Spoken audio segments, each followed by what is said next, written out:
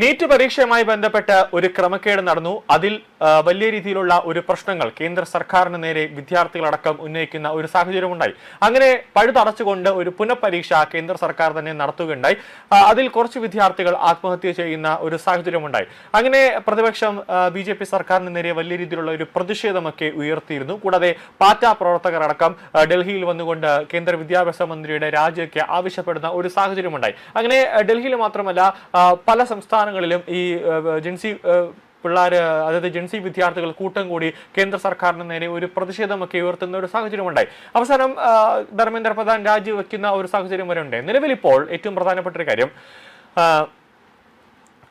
രാജ്യത്തെ 3 നിയമസഭാ സീറ്റുകളിൽ ഒരു ഉപതെരഞ്ഞെടുപ്പ് നടന്നുകൊണ്ടിരിക്കുകയാണ്. ഇപ്പോൾ വോട്ടർമാരെല്ലാവരും കൂടെ പോളിംഗ് ബൂത്തിലേക്ക് അവരുടെ വോട്ടവകാശം വിനിയോഗിക്കാനായിട്ട് എത്തുന്ന ഒരു കാഴ്ച നമ്മളിപ്പോൾ കണ്ടുകൊണ്ടിരിക്കുകയാണ്. അതായത് ബീഹാറിലെ ബെങ്കിപ്പൂർ, മധ്യപ്രദേശിലെ ദതിയ, ഗുജറാത്തിലെ മഞ്ചാൽപൂർ എന്നീ മണ്ഡലങ്ങളിലാണ് ഉപതെരഞ്ഞെടുപ്പ് ഇപ്പോൾ നടക്കുന്നത്.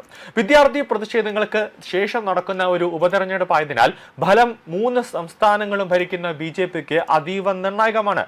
ഈ ഫലം വരുമ്പോൾ, അതായത് ഉപതെരഞ്ഞെടുപ്പിന്റെ ഫലം വരുമ്പോൾ ഈ 3 സംസ്ഥാനങ്ങളിൽ നടക്കുന്ന ഉപതെരഞ്ഞെടുപ്പിൽ ബി.ജെ.പി. വലിയ രീതിയിൽ വിജയിച്ചാൽ, അതായത് ബി.ജെ.പി. ഉപതെരഞ്ഞെടുപ്പിൽ വിജയിച്ചാൽ ബി.ജെ.പിക്ക് നേരെ ഒരു തരത്തിലുമുള്ള ജനവികാരം ഇല്ല എന്നുള്ളത് ഉറപ്പിക്കാൻ പറ്റും. അങ്ങനെ ബി.ജെ.പി. ഒരു സേഫ് സോണിലേക്ക് പോകും എന്നത് യാതൊരു സംശയവുമില്ല. ഓഗസ്റ്റ് 3-നാണ് വോട്ടെണ്ണൽ നടക്കാൻ പോകുന്നത്. ബി.ജെ.പി. ദേശീയ അധ്യക്ഷൻ നിതിൻ നബീൻ രാജ്യസഭയിലേക്ക് തെരഞ്ഞെടുക്കപ്പെട്ടതിനെ തുടർന്ന് രാജിവെച്ച ഒഴിവിലാണ് ബെങ്കിപ്പൂരിൽ ഉപതെരഞ്ഞെടുപ്പ് നടക്കുന്നത്. ബി.ജെ.പിയുടെ ശക്തി കേന്ദ്രമെന്നറിയപ്പെടുന്ന ബെങ്കിപ്പൂർ നിലനിർത്താനായി യുവ നേതാവ് നീരജ് കുമാർ സിൻഹയാണ് മത്സരരംഗത്ത് ഉള്ളത്. സിൻഹയുടെ വിജയത്തിനായി നിതിൻ നബീൻ, മുൻ മുഖ്യമന്ത്രി നിതീഷ് കുമാർ അടക്കമുള്ളവർ രംഗത്ത് എത്തിയിരുന്നു. ജൻ സുരാജ് പാർട്ടി സ്ഥാപകനും തെരഞ്ഞെടുപ്പ് തന്ത്രജ്ഞനുമായ പ്രശാന്ത് കിഷോറിന്റെ മത്സരം ബെങ്കിപ്പൂരിനെ ശ്രദ്ധാ കേന്ദ്രമാക്കി മാറ്റിയിട്ടുണ്ട്. ബെങ്കിപ്പൂരിലേത് പ്രശാന്ത് കിഷോറിന്റെ കന്നി മത്സരമാണ്. കഴിഞ്ഞ വർഷം നടന്ന ബീഹാർ നിയമസഭാ തെരഞ്ഞെടുപ്പിൽ ഒരു ചലനവും ഉണ്ടാക്കാൻ കഴിയാതെ പോയ ജൻ സുരാജ് പാർട്ടിക്ക് ഇത്തവണ അഭിമാന പോരാട്ടം കൂടിയാണ് ഈ ഉപതെരഞ്ഞെടുപ്പ്. ബെങ്കിപ്പൂരിൽ 26 സ്ഥാനാർത്ഥികൾ മത്സരരംഗത്തുണ്ടെങ്കിലും പോരാട്ടം നീരജ് കുമാർ സിൻഹയും പ്രശാന്ത് കിഷോറും തമ്മിലാണെന്നാണ് വിലയിരുത്തൽ. ആർ.ജെ.ഡിക്ക് വേണ്ടി രേഖാകുമാരി ഗുപ്തയാണ് മത്സരിക്കുന്നത്. 2025-ൽ ബി.ജെ.പിക്കായി മത്സരിച്ച നിതിൻ നബീൻ 51,936 വോട്ടുകളുടെ ഭൂരിപക്ഷത്തിലാണ് രേഖാകുമാരി ഗുപ്തയെ പരാജയപ്പെടുത്തിയത്.